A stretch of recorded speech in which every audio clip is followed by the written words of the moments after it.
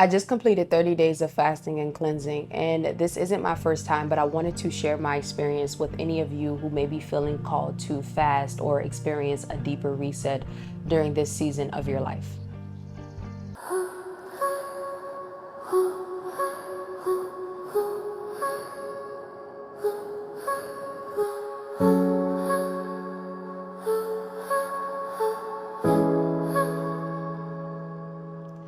Hello, my fellow awakening souls. I hope you all have been well despite the state of the world. I feel lighter, clearer, and proud of myself. I kept the promise I made 30 days ago to cleanse, detox, fast, and I've done that.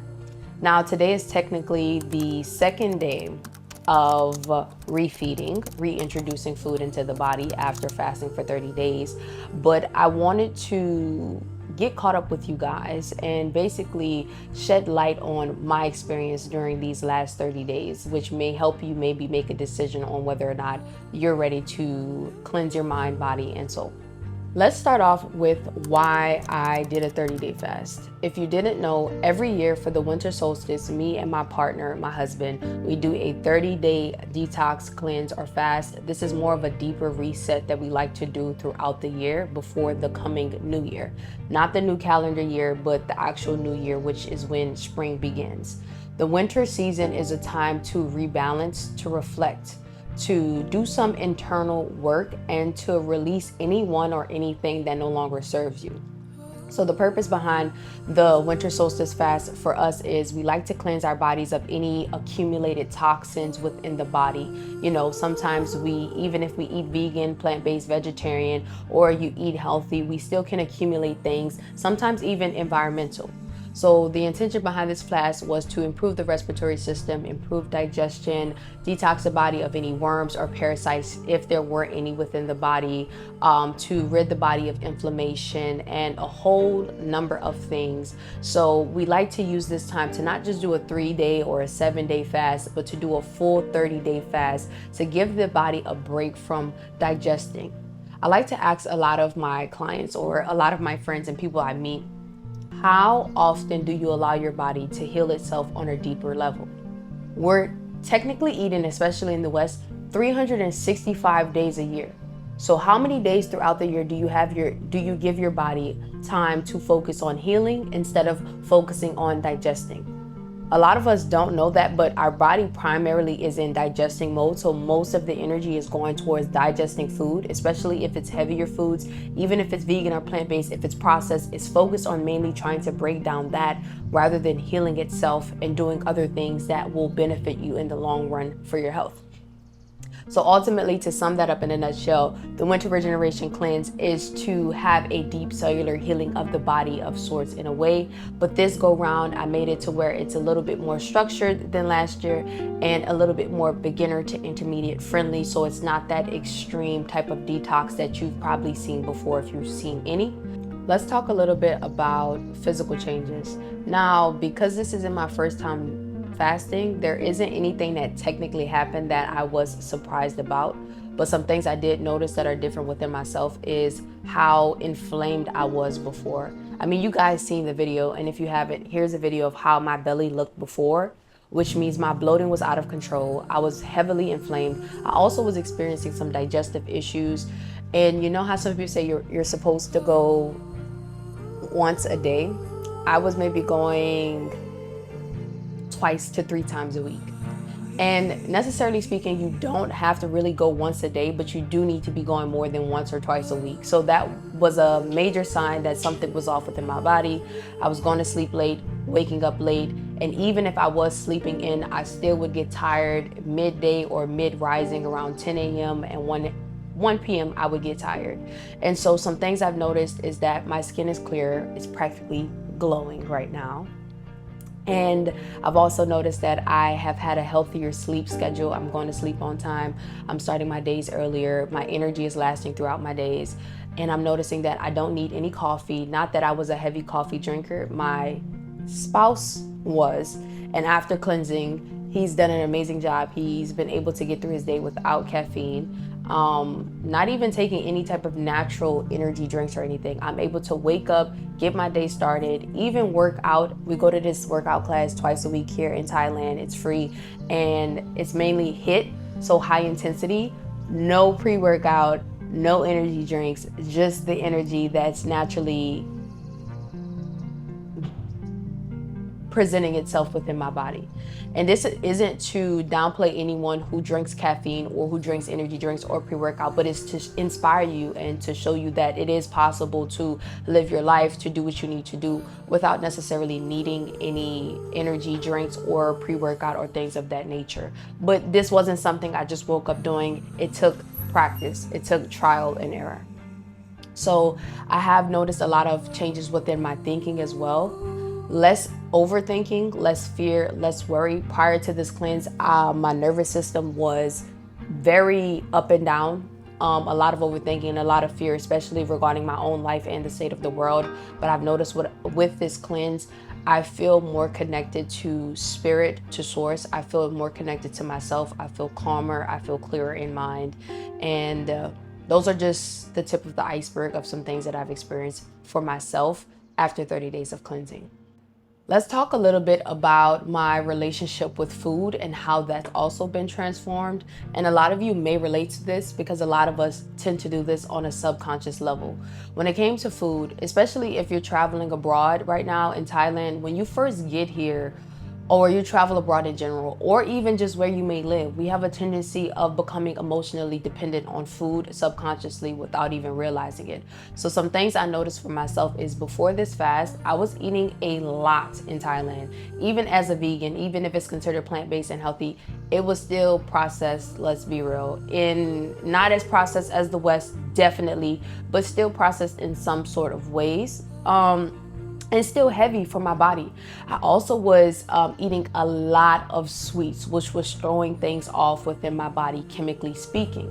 And so some things that I started to realize is anytime I would get in a state of being of fear, worry, stress, I would pick up something sweet.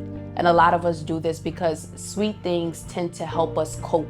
Or, even sometimes something salty. So I noticed just how much I was overeating. I wasn't eating because I was truly hungry. I was eating because either I was bored, I was stressed, I was worried, I was afraid, or any of those emotions. So when you begin fasting, you're not really eating anything other than fruits, or if you're doing a water fast, then that's definitely more difficult. So fasting forces you to sit with yourself. And so after sitting with myself, I came to realize that I've also gained the ability to sit with my discomfort, be more disciplined with my choices, and to become more aware of my emotional state and how that shows up within my actions. Some things I've noticed after cleansing as well is that I'm not craving sweets as much. I always love sweets, I always will. I'm not saying I will never eat them, but I'm noticing that the sweets or that the convenience store foods that I would like to get, especially here in Thailand at 7-Eleven, I'm not craving them. Like, I'm okay.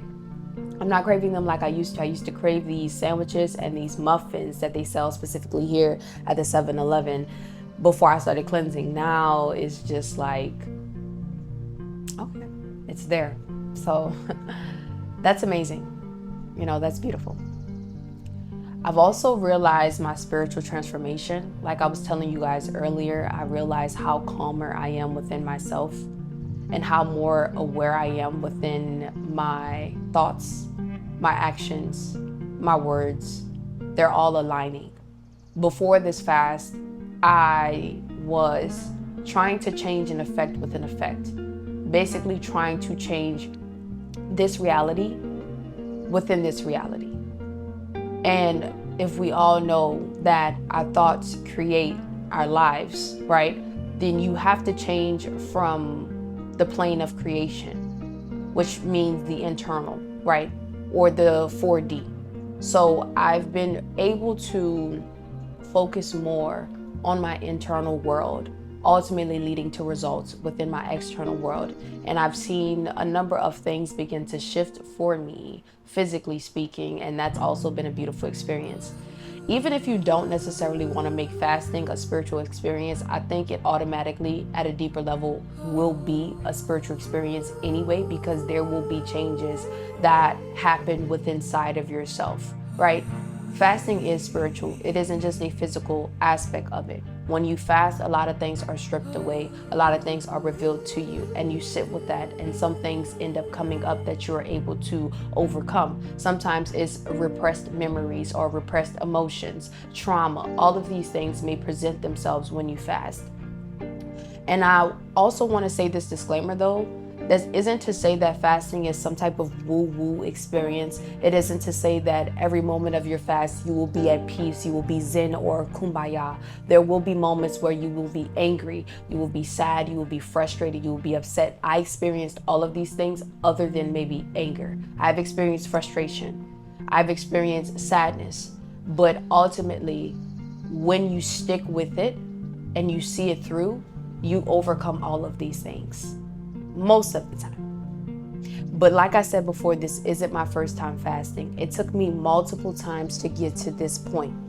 I had to go through a 3-day fast. Failed that, failed it, passed. Then I did 7 days. Failed, passed. Then I did 14, 21, and eventually 30, and you get my drift. You know, you work your way up. A lot of people ultimately are intimidated when I say a 30-day fast, or I offer to them the chance or opportunity or the space to do 30 days.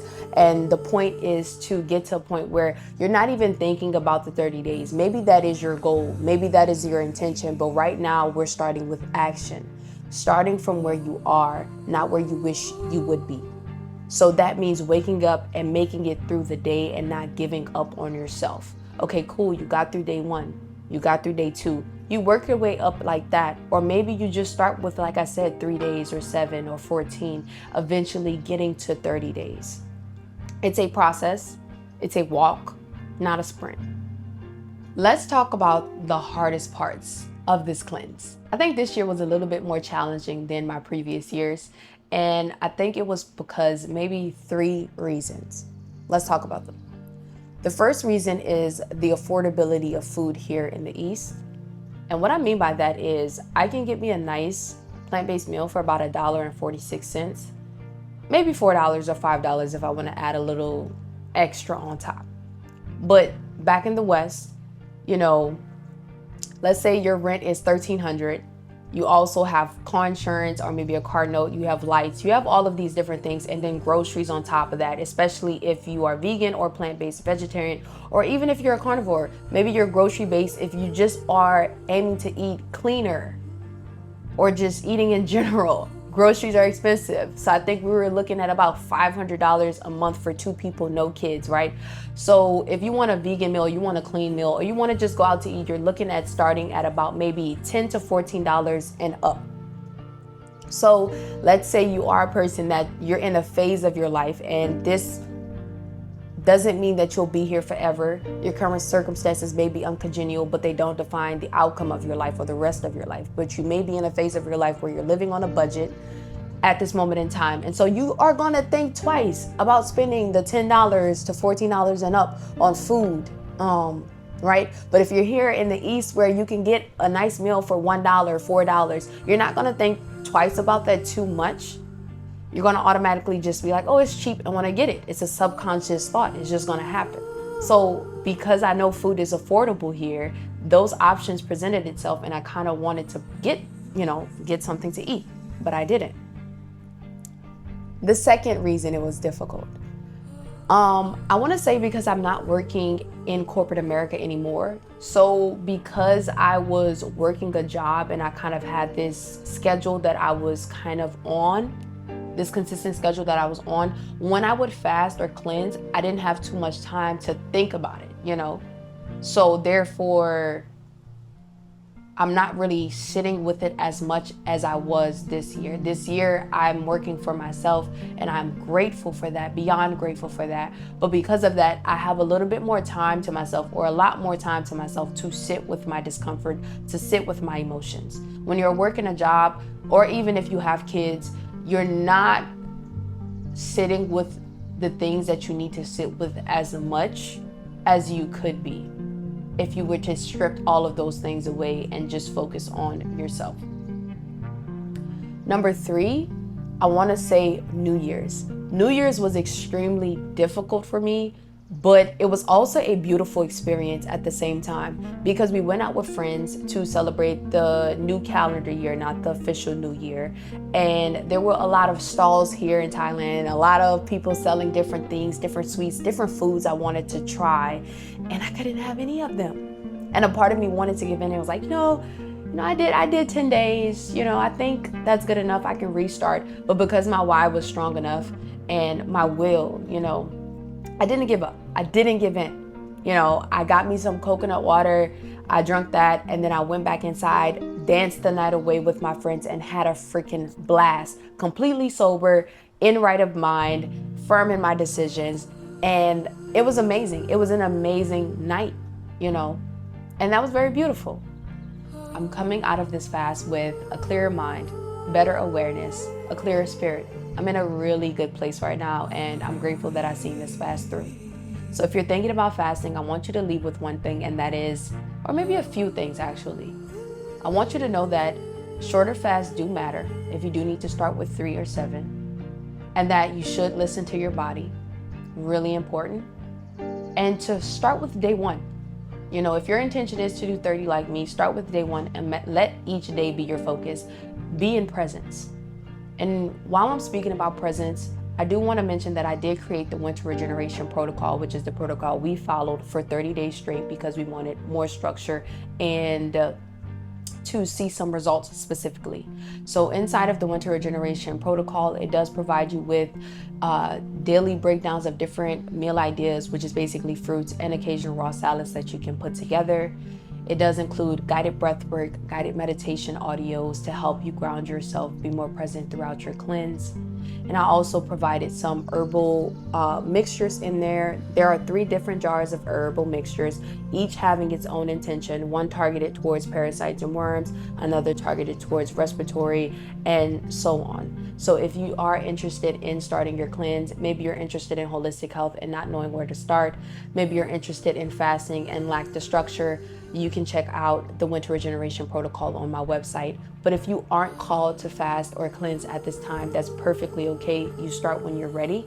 But if you do need help with getting over fear, worry, and the need to control your life from the outside in, I did create the Living Holistically audio pack, which includes guided meditation, guided breathwork, and subliminal messages. I do want to say that this is not medical advice. I am a certified holistic health coach, herbalist, meditation, and breathwork facilitator, but I'm not a licensed practitioner. So always do your own research and reach out to your healthcare provider if you have further questions. But apart from that, I hope my video inspired you or helped you in some sort of way. And I'm wishing you peace, love, light, and healing. I will see you guys next time.